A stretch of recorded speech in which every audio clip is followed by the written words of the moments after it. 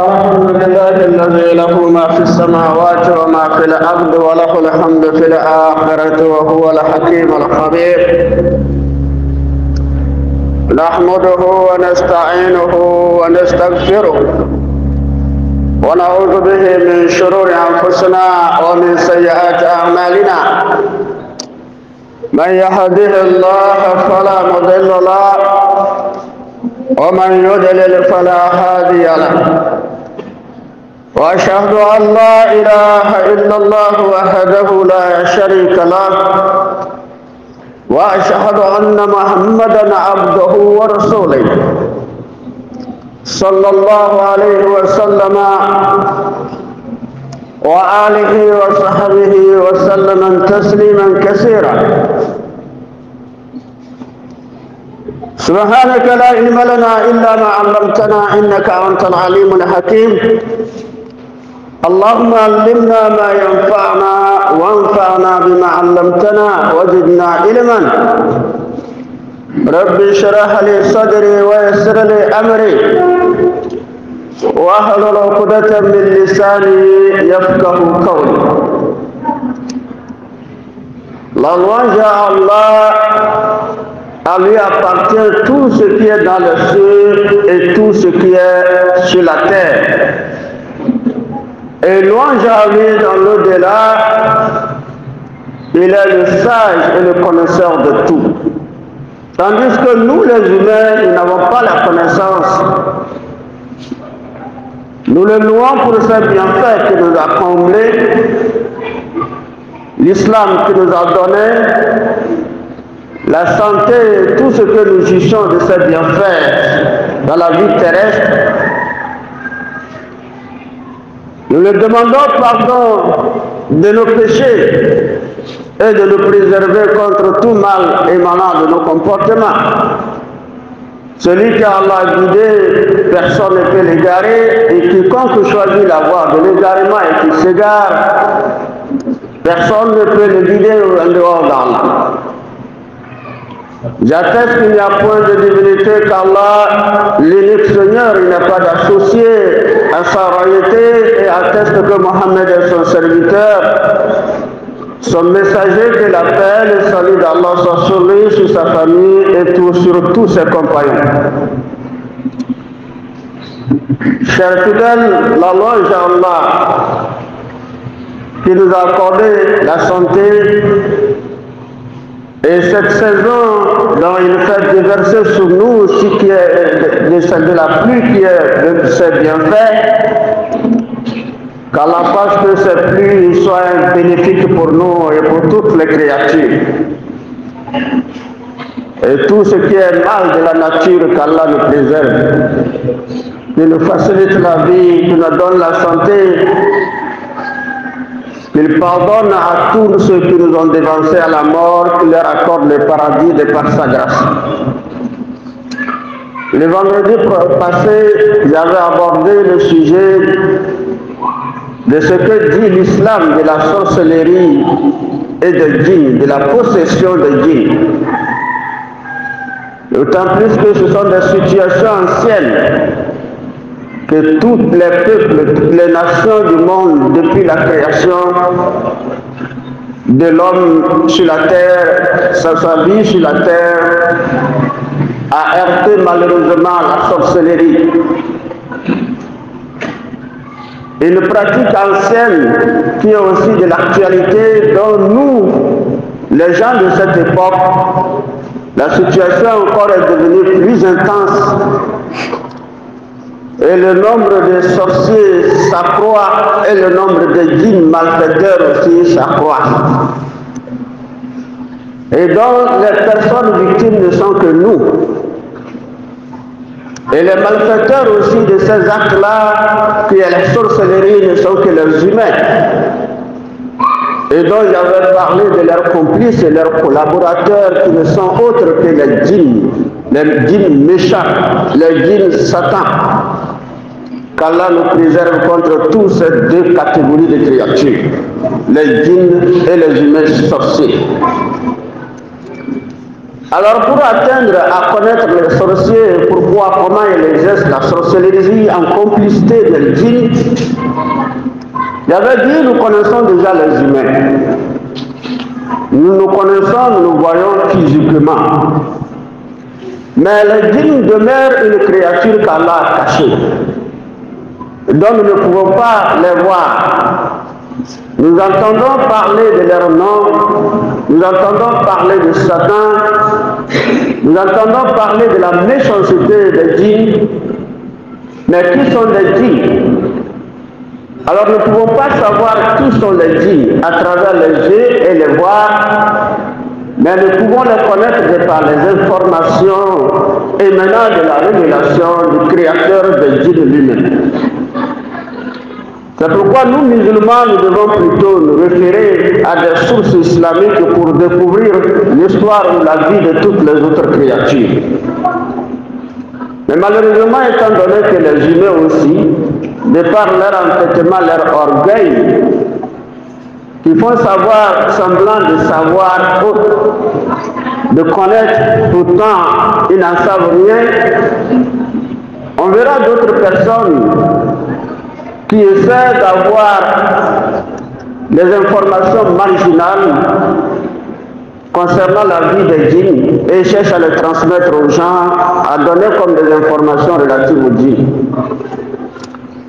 Lorsque nous rentrons dans cette théorie, nous ne connaîtrons pas les djinns dans leur vraie nature. Allah, c'est lui qui les a créés, les a cachés. Et l'homme qui va prétendre connaître les djinns ne le connaîtra jamais s'il ne se réfère pas à des informations venant de leur créateur qui est Allah lui-même. Et les sources islamiques, le Coran et les hadiths du prophète sallallahu alayhi wa sallam nous ont donné des informations sur leur vie. Et c'est sur cette information-là que le vendredi passé, j'avais essayé d'expliquer ici des détails. Pas tout, mais dire en quelque sorte ce que pourra nous amener à la notion de connaissance de djinns. D'abord, connaître les djinns à travers comment ils ont été créés, les connaître également de par le but de leur création, pourquoi Dieu les a créés, connaître les djinns de par les différentes capacités que Dieu leur a données en ce qui concerne la transformation, connaître les djinns de par de leurs capacités ou bien de leurs différentes catégories, de leurs différentes subdivisions, connaître les djinns également de par le lieu où ils habitent, et connaître aussi les djinns de par également la nourriture qu'ils mangent. Et ce jour, aujourd'hui, pour en résumé, j'avais déjà donné des explications. En résumé, je dirais aujourd'hui, comme rappel, les djinns sont créés du feu. Allah nous dit, il a créé l'homme de l'argile. De l'argile est fait d'une boue malléable. L'homme est créé de l'argile donc. Et le djinn est créé d'un feu, d'une chaleur ardente. C'est le feu qu'Allah lui a créé. Donc la matière de base qu'Allah a utilisée pour créer toutes les créatures, la plupart des créatures sont différentes. Et c'est cette différence de par la matière de base de la création qui fait la différence de leur nature, de leur physique, de leurs caractéristiques. L'homme et le djinn sont différents physiquement parce qu'ils ne sont pas créés de la même matière. L'homme est créé de l'argile, le djinn est créé du feu. Naturellement, nous sommes différents, physiquement, nous sommes différents. Voilà la différence de par les choses que Dieu nous a créées. Pourquoi Dieu a créé le djinn? Tout comme les humains, Allah dit, il n'a créé les djinns et les humains que pour qu'ils m'adorent. C'est juste pour qu'on adore Dieu. Les djinns sont appelés à adorer Dieu tout comme les humains. Mais toutes les autres créatures ne sont pas concernées. Les créatures qui sont concernées en ce qui concerne toutes les diversités de créatures que nous connaissons, dont la plupart ne connaissons pas, sont celles dont l'adoration est concernée, dont la prophétie les concerne, dont les textes, les livres de Dieu les concernent. Ces deux catégories de créatures, les djinns et les humains. Allah dit je n'ai créé les djinns et les humains rien que pour m'adorer. Leur rôle premier sur la terre, c'est d'adorer. La troisième chose pour les connaître, le prophète nous a dit, Allah leur a donné des capacités de transformation.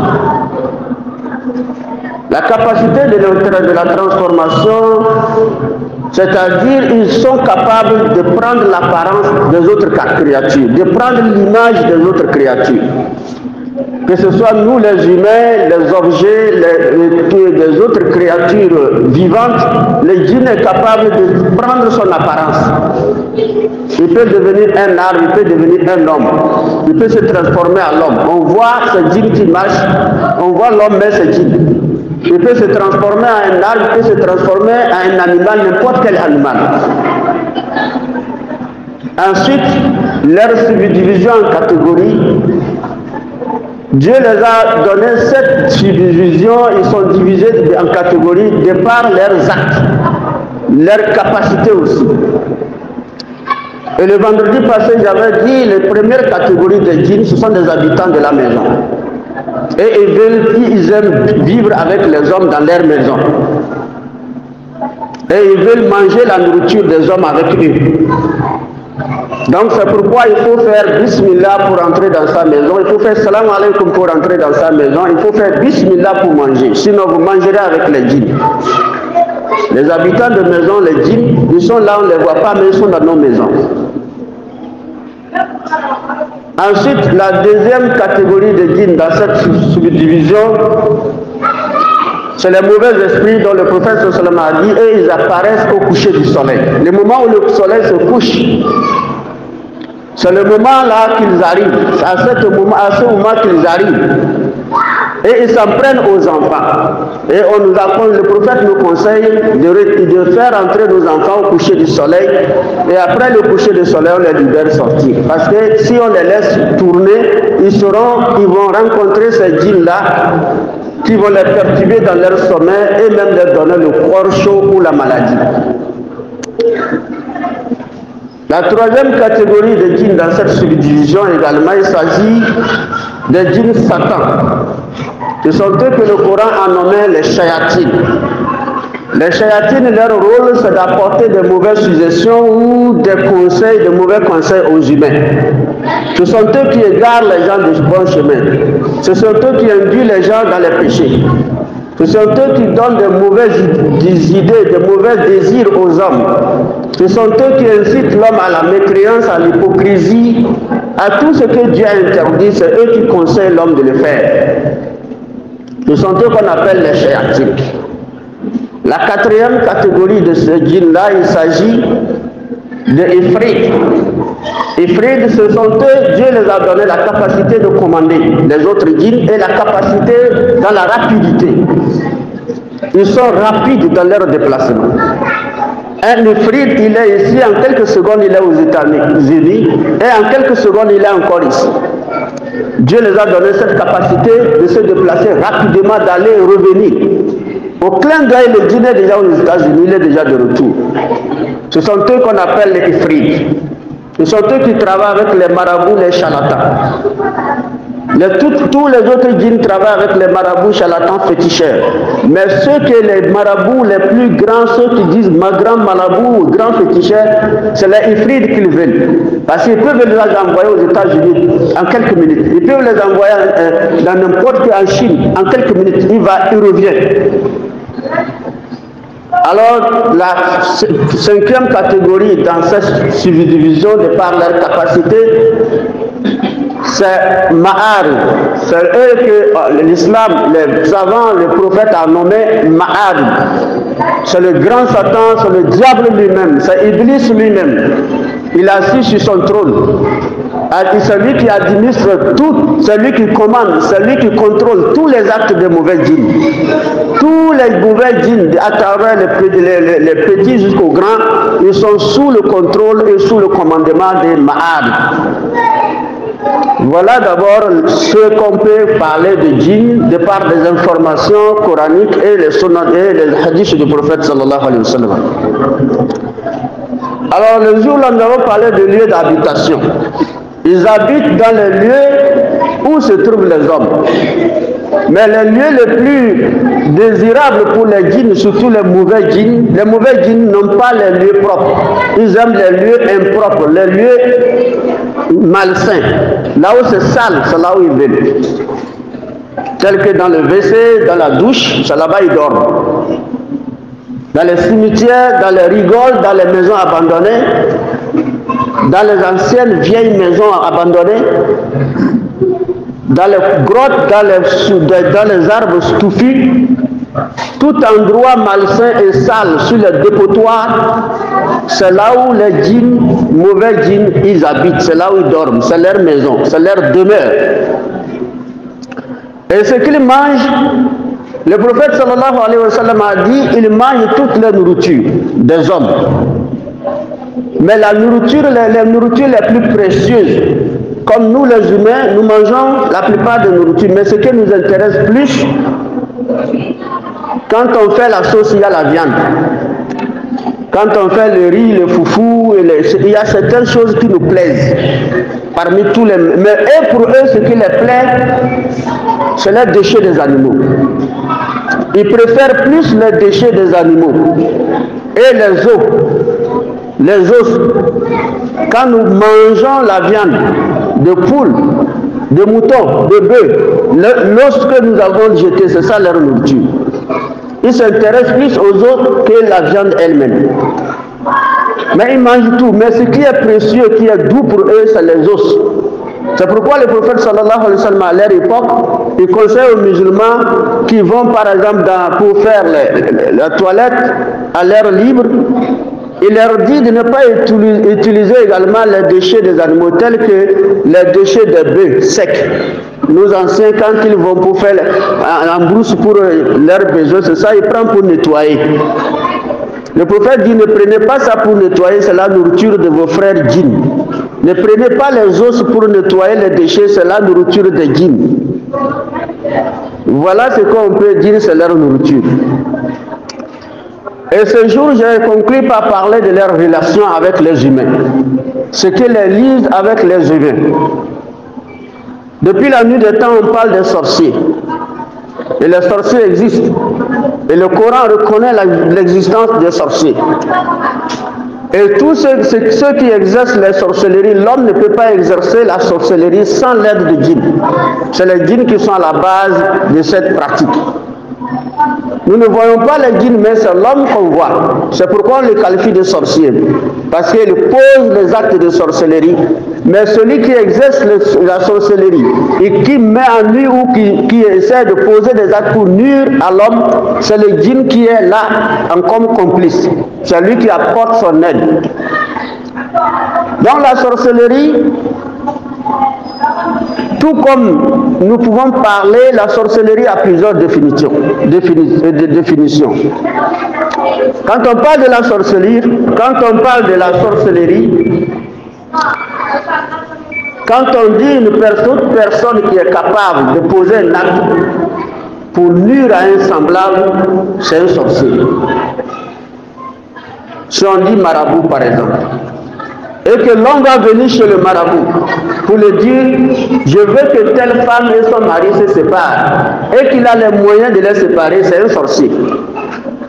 Si on vient chez un charlatan ou un féticheur, on dit, je veux que tel fasse accident, je veux que tel meure, je veux que tel son argent finisse. Et que lui il est capable de faire quelque chose, que la situation se réalise, que la personne meure, ou que la personne fasse accident, ou que la personne perd ses biens, ou qu'il tombe malade, on l'appelle sorcier. Mais les plus connus dont nous traitons de sorciers, c'est ceux-là que les traditionnalistes considèrent comme ils mangent la chair. Pourtant en islam, ils ne mangent pas la chair de l'homme. C'est l'acte qu'ils posent pour nuire les hommes que l'islam considère comme sorcellerie. Ce n'est pas dans le cas de consommation de la viande de l'homme. Parce que les sorciers, ils sont nombreux et leurs actes sont différents. Mais eux tous, les actes et leur provenance sont différentes. Mais les actes qu'ils posent, c'est toujours les mêmes symptômes. ce que les sorciers, les charlatans, mauvais marabouts, mauvais féticheurs peuvent vous poser comme acte pour nuire les hommes, c'est les mêmes symptômes qu'on peut voir sur la souffrance de l'homme. Et celui-là qu'on considère ou celle qu'on considère comme sorcière qui a mangé mon enfant ou qui a mangé mon grand frère, lui n'a pas mangé ton grand frère, mais l'acte qu'il a posé aussi, c'est le même symptôme qui se produit avec l'acte qui a été posé par les marabouts. C'est les qualificatifs, leurs qualificatifs qui sont différents, mais les actes qu'ils posent, c'est les mêmes symptômes. C'est pourquoi on parle de relations entre les djinns et les humains.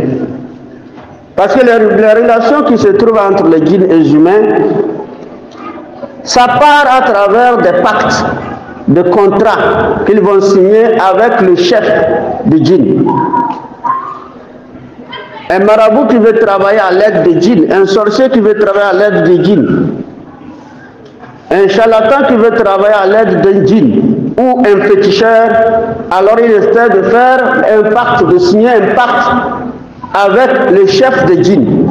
Et ce chef de djinn désigne parmi ses troupes un djinn et le confier, travaille avec lui, qui le fait tout ce qu'il veut. Et le contrat, c'est être toujours malsain et aussi différent de selon les croyances. Si on prend l'exemple d'un musulman, qui est musulman marabout, qui est charlatan, qui veut avoir un djinn à sa disposition pour travailler avec le djinn, alors il essaie de faire le pacte avec le djinn. C'est très bizarre. Et maintenant, le chef de djinn, avant qu'il ne conclue le contrat, Allah nous dit, le djinn, le chef de djinn avertit l'homme, mais l'homme n'entend pas.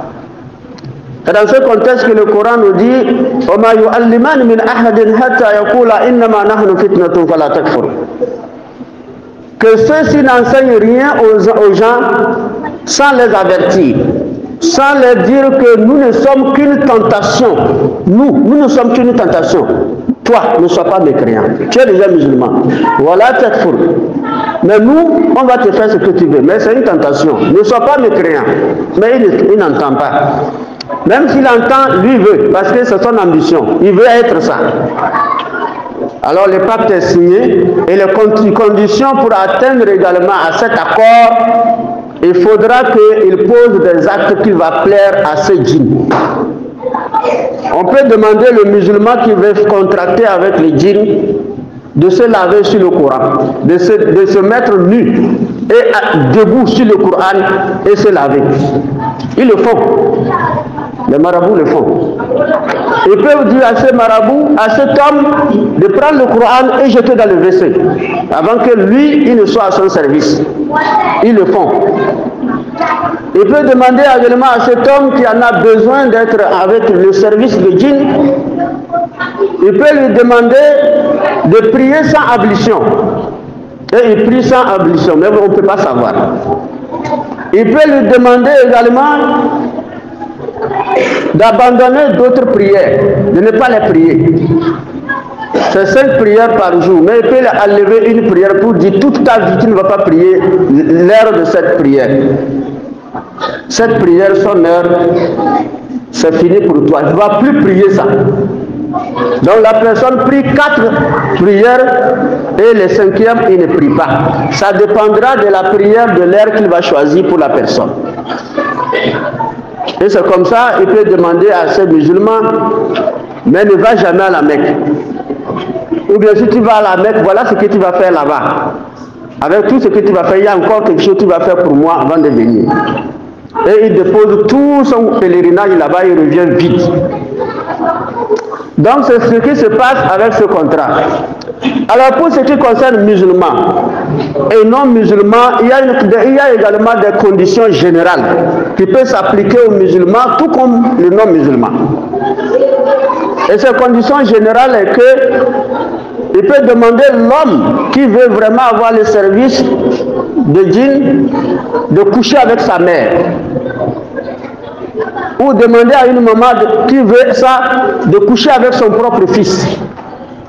De coucher avec une folle, de coucher avec un fou. Il peut lui demander de coucher avec une folle, une femme coucher avec un fou avant qu'il ne rende service. Il peut demander à l'homme de coucher avec sa propre fille. Les gens le font pour avoir le service de djinn. Et lorsque également les conditions sont remplies, le djinn également accomplit son désir. Il envoie un djinn capable de le servir. Et à chaque fois, tout ce qu'il veut, le djinn est prêt pour accomplir. Et maintenant, dans le service, si lui-même il veut rendre quelqu'un malade, il le rend malade. Si quelqu'un d'autre, envieux, jaloux, vient le voir pour lui dire, alors les symptômes on peut les connaître. Donc qui sont décrits, qui sont visibles, dont la plupart des savants nous ont confirmé. Leur point fort, c'est la séparation de couple. Parce que tout est parti à partir de l'homme et la femme, leur compréhension. Alors ils étaient de mettre la confusion dans les foyers et séparer les couples. C'est pourquoi Allah dit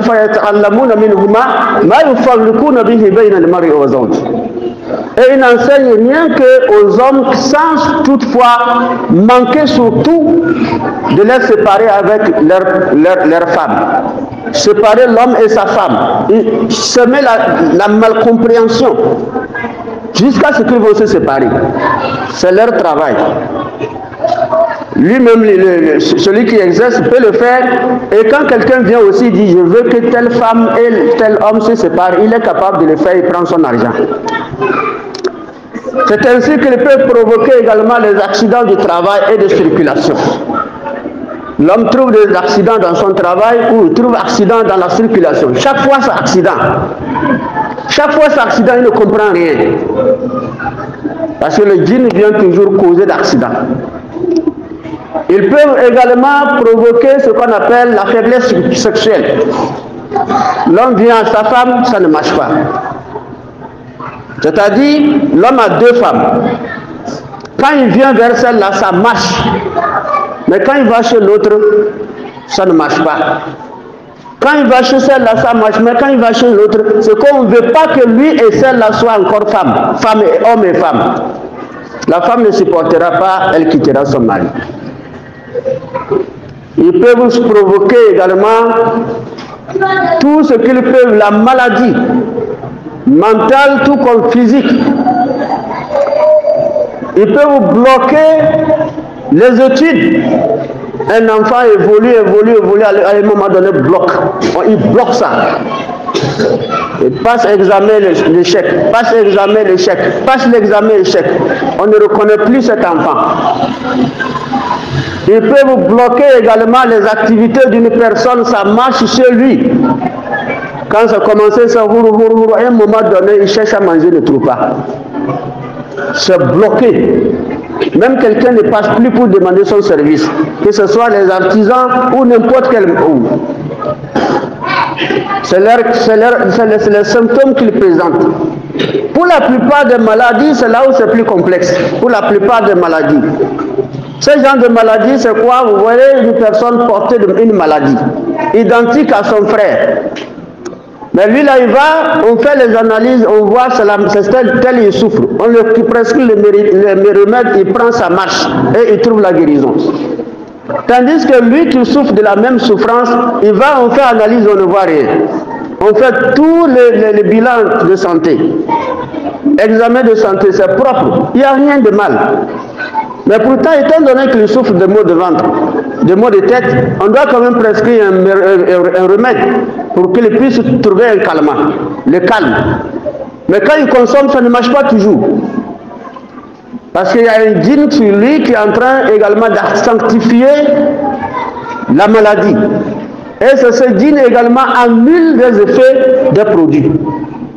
Les produits sont efficaces, pouvant guérir ses maux de tête ou son ventre ou quoi que ce soit, mais ça ne fonctionnera pas. Les effets sont annulés. Mais une autre personne qui a les mêmes symptômes de maladie, dans le cadre naturel et simple, il prend sa marche. Et la personne va-t-elle à l'hôpital, il fait analyse, on dit il n'y a rien, on prescrit produit, on dit ça ne va pas, on lui dit d'aller à Kara, après Kara on dit c'est Lomé, après Lomé on dit d'aller à Accra, après Accra il revient à Dieta, c'est comme ça les traîne jusqu'à la mort. Donc, les djinns sont là-bas, les laboratoires ont fait analyse, ça couvre. Et d'autres fois, il va jouer avec la personne et également les laboratoires. Il va à Lomé, on dit c'est telle maladie. On prescrit les produits, ça ne marche pas. Il va à Accra, on ne dit pas la même chose. Il quitte là-bas, il va à autre hôpital, plus grand hôpital, on dit c'est autre chose. Vous allez venir chez la personne, c'est des cartons de produits, mais il souffre toujours.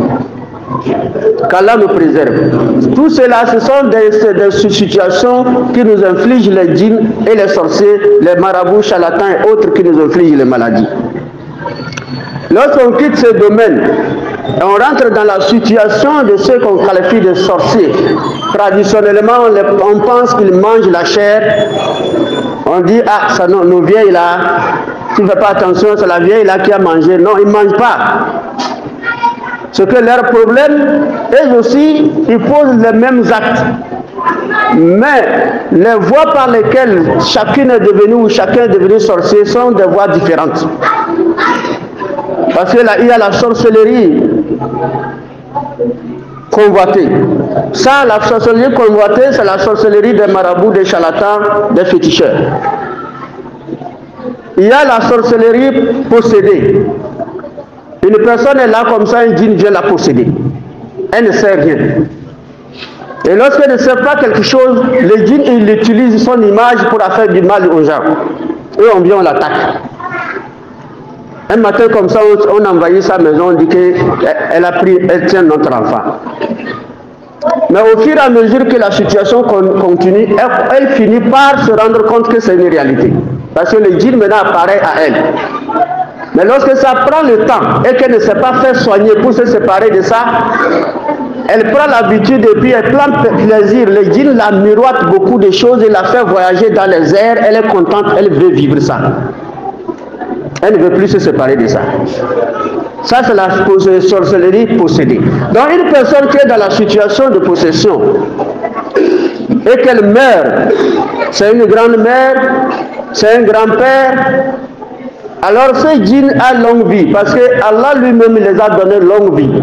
Nous, les humains, on ne dépasse pas 100 et quelques années, quelle que soit notre longévité. Mais le djinn peut faire 500 ans de vie dans une famille. Celui-ci vient, il vieillit, il meurt, le djinn est là. Celui-ci vient, il vieillit, il meurt, on dit c'est notre père de famille. Il meurt, l'autre devient père de famille. Il vieillit, il meurt, le djinn est toujours là. Alors si c'est un djinn qui est là dans le cadre de sorcellerie, et qui avait pris le grand-père ou bien la grand-mère, il demeure là. Quand le grand-père meurt, il prend une autre personne de la famille. C'est ça qu'on appelle sorcellerie héréditaire. Donc, sorcellerie héréditaire, ce sont des sorciers qu'on peut qualifier de victimes, d'innocents. Parce qu'elle est là seulement, le djinn là vient la rentrer. Il y a la sorcellerie mangée. Celle-là qui vit la sorcellerie, elle trouve le plaisir. Si elle a une camarade, s'il a un ami, et qu'elle veut que l'ami là soit comme lui dans la sorcellerie, alors son djinn le commande de lui donner une nourriture. Et lorsqu'il utilise toute cette nourriture pour manger, un autre djinn vient rentrer dans la nourriture, il mange et le djinn s'installe, il devient sorcier. Donc vous comprenez qu'il y a sorcellerie convoitée, marabout, charlatan, féticheur, sorcellerie possédée, sorcellerie héréditaire et sorcellerie mangée. Donc la sorcellerie héréditaire et la sorcellerie mangée, les deux catégories de sorciers sont des innocents et sont des victimes.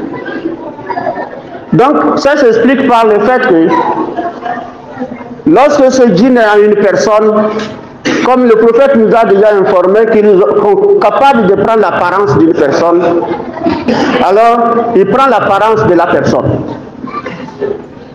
Que Dieu nous préserve tous. Si c'est vous, entre vous, quelqu'un, et que ce djinn est en vous, il prend votre apparence. Moi, je dors paisiblement dans la nuit. Après tout, je sens quelqu'un me poignarder. Et je vois c'est toi. Lorsque je me réveille, je sens les maux de ventre. Au matin, ça s'installe. Je suis obligé d'aller à l'hôpital. Arrivé, on fait les analyses, on ne voit rien. On prescrit le produit, ça ne va pas. Une semaine après, je souffre toujours avec ça. Il vient encore me poignarder. Ah, je suis obligé de voir les parents pour dire, ah, vraiment, je ne comprends pas mon mot de ventre là, c'est celle-là qui m'avait donné, qui m'avait poignardé. Aujourd'hui encore, elle m'est venue me poignarder. Mais pourtant, tu souffres. On est obligé d'envahir la personne pour dire tu es sorcière. Elle va dire, je ne connais rien. Et effectivement, elle ne connaît rien. Et l'autre dort. C'est le djinn qui prend son image pour faire ça. Donc ces deux personnes sont victimes. Donc celui-là qui souffre de ce mot de ventre ou de mot de tête parce qu'il a eu un coup dur dans le sommeil, c'est une victime. Et celle-là qui porte ce djinn, c'est une victime. Tous les deux méritent ce qu'on appelle le traitement. Il faut les soigner tous les deux. Il faut soigner celui-là qui souffre, qui est victime de ce coup, de ce poignard, qui est devenu maladie. Il faut soigner celle-là qui porte ce djinn, c'est-à-dire la séparer avec ce djinn. C'est ce que l'islam nous propose. Qu'Allah nous facilite la compréhension.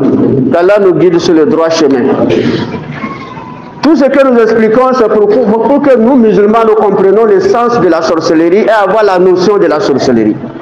Parce que c'est un phénomène qui divise les familles, c'est un phénomène qui nous fait méfier des uns des autres. Pourtant, il y a la plupart de nos innocents, alors que Dieu nous a donné des possibilités, des capacités de nous sauver. À force de poursuivre une personne, de toujours accuser une personne, de qualifier une personne sorcière, si le djinn veut jouer avec vous, un autre djinn vient rentrer sur vous. Et vous aussi, dans un an, on dit tu es sorcier. Vous n'avez jamais vu ça. C'est pourquoi il ne faut pas être trop acharné. Il ne faut pas être trop acharné sur eux. Vouloir les réunir, vouloir les exposer, dans 2 ans, tu seras aussi quelqu'un qui va t'exposer. Parce que Dieu là rentre sur toi, toi aussi on te voit qui vient me poignarder, toi aussi on va te poursuivre. C'est ce qu'il joue avec nous et la situation fait que le nombre de sorciers s'augmente. C'est nous nos comportements, qu'Allah nous guide à comprendre. Allah nous facilite la compréhension, qu'Allah nous préserve contre eux et nous préserve contre ces complices-là qui ne sont que des djinns qui nous incitent à cette situation malsaine. Allah nous facilite la compréhension. اهدنا الصراط المستقيم صراط الذين أنعمت عليهم غير المغضوب عليهم ولا الضالين آمين. أقول قولي هذا أستغفر الله لي ولكم وسائر المسلمين من كل ذنب واستغفروه إنه هو الغفور الرحيم.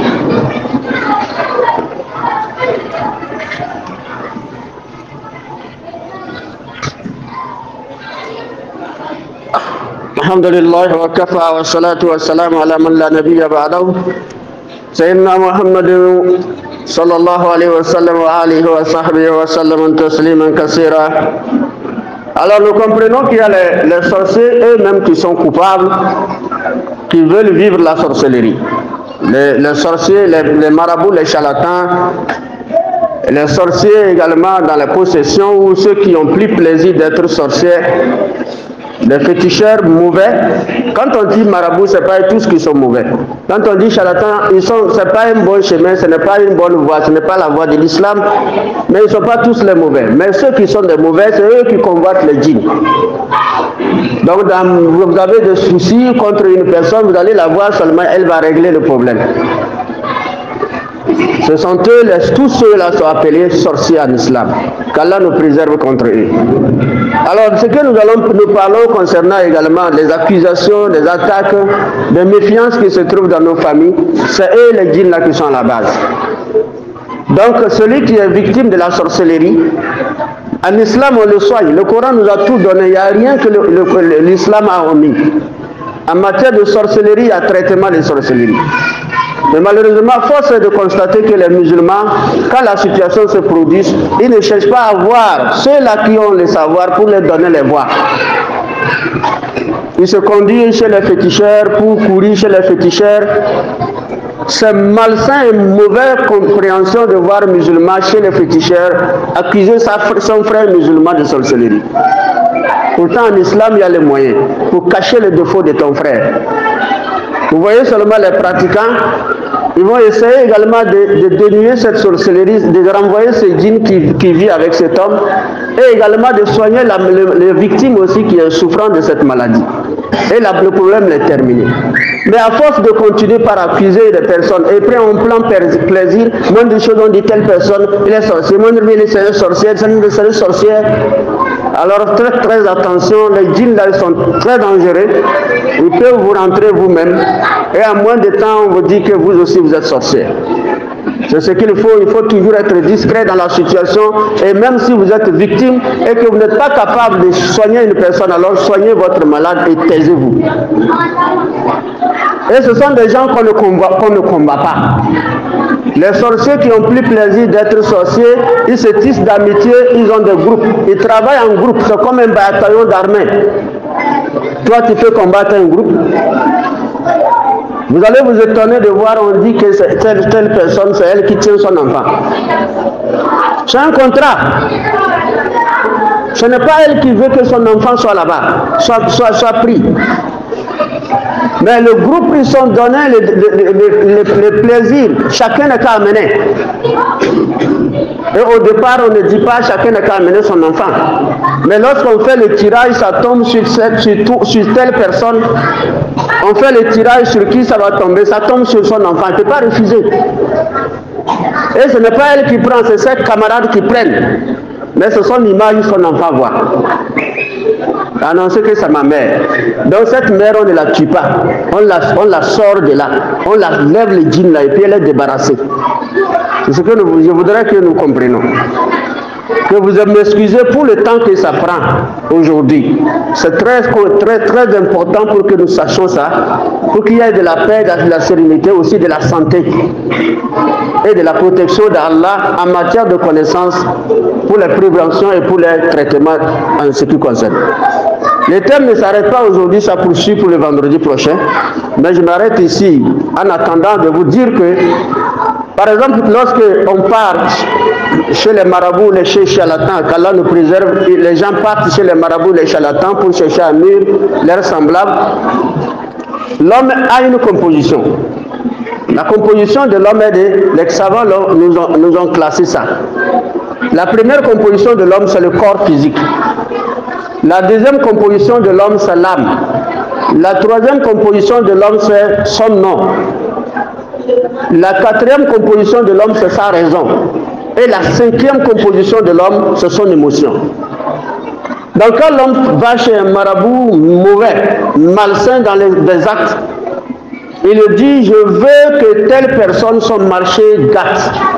Qu'aucun client même ne vienne chez lui, ou bien même s'il vend ses faillites seulement il va faire. Je veux que telle fasse accident. Je veux que telle femme se sépare avec son mari. Je veux que telle fasse accident de circulation. Je veux que telle tombe malade. Je veux que telle devienne fou. Et si c'est le cas de folie, alors il touche la raison. Il utilise la raison de la personne. Alors si c'est le cas matériel, il demande son nom. Si c'est le cas de maladie, il demande sa photo physique. Et là maintenant, ils essaient d'atteindre l'âme. Et lorsqu'on atteint l'âme, le physique est un problème. Lorsqu'on atteint la raison, l'âme est là, mais la raison est autre chose. Ça ne fonctionne plus. Donc la personne devient fou. C'est pourquoi toutes les folies ne sont pas des folies naturelles, mais sont des folies liées à la sorcellerie. C'est pourquoi on trouve les folies, lorsqu'on fait le traitement coranique, la personne immédiatement trouve la santé. Ça veut dire que ça lié au djinn ou au sorcier. Voilà pourquoi il faut savoir ça. Les maladies, c'est pareil. Les maladies, c'est pareil. La personne est malade, on va à l'hôpital, mais la première chose, il faut aller à l'hôpital. Il n'est pas conseillé aux musulmans parce que je sais lire le Coran, je sais faire ruqya, en même temps prendre un malade, commencer par lire. Tu as tué le malade parce que tu ne connais pas, tu vois les symptômes qui peuvent se ressembler à la sorcellerie. Mais si Dieu ne t'a pas donné les tests, les diagnostics pour en savoir, tu vas faire dans le vide. Donc voilà, il faut laisser la personne à l'hôpital et lorsque les médecins font, on arrive à comprendre que sa situation-là est au-dessus du médical. C'est spirituel. Et là maintenant on intervient. Qu'Allah nous fasse nous guide sur le droit chemin. Qu'Allah nous protège contre tous ces mâles-là. Toutes les situations qui se déroulent dans notre vie, dans nos familles, dans nos voisinages concernant les djinns, les sorciers, qu'Allah nous facilite. La semaine prochaine, si Allah nous donne encore la santé et la vie de nous retrouver le vendredi prochain, nous allons maintenant toucher le domaine de possession. La possession aussi, lorsque une personne est possédée par les djinns, c'est le même symptôme. C'est toujours les mêmes symptômes.